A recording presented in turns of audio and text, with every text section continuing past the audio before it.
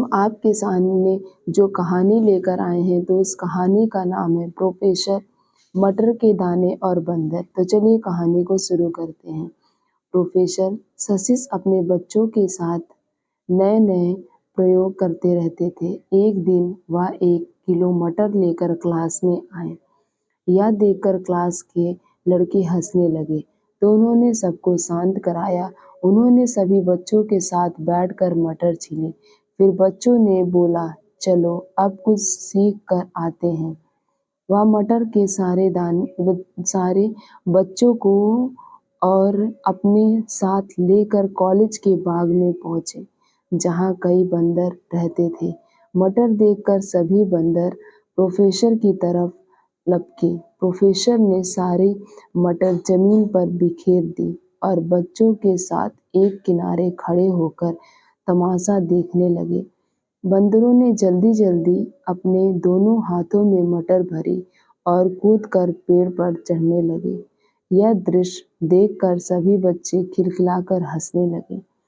पेड़ पर चढ़कर डाली पर बैठकर एक बंदर के हाथ में मटर का एक दाना नीचे गिर गया। कोई और बंदर उसे न उठा ले यह सोचकर वह झट से नीचे उस एक दाने की तरफ लपका, लेकिन उस एक दाने के चक्कर में उसके हाथ से बाकी मटर के दाने भी छूटकर गिर गए। अब तक वह नीचे पहुंचा। कई और बंदर वहां पहुंचकर उस मटर के हिस्से के दाने बटोर कर खाने लगे। वह बंदर बाकी बंदरों से झगड़ने लगा। कुछ देर तक ऐसी ही बंदरों का कार्यक्रम चलता रहा और सारे बच्चे मजे लेते रहे। फिर प्रोफेसर सबको लेकर वापस क्लास पहुंचे। क्लास में लौटकर प्रोफेसर ने बच्चों से पूछा, तो आज आप लोगों ने क्या सीखा?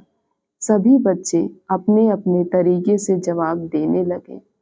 सबकी बात सुनने के बाद प्रोफेसर बोला, आलस में हम सब की जिंदगी में उपलब्धियां मटर के दानों के जैसी होती हैं।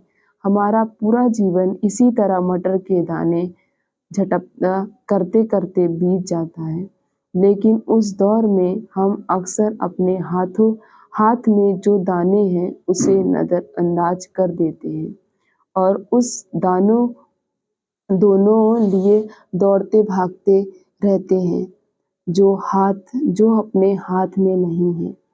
या यूं कहें कि हम उसकी सारी ऊर्जा, अपना सारा समय, अपना सारा धन उस चीजों में व्यतीत करने लगते हैं जो हमारे पास नहीं है।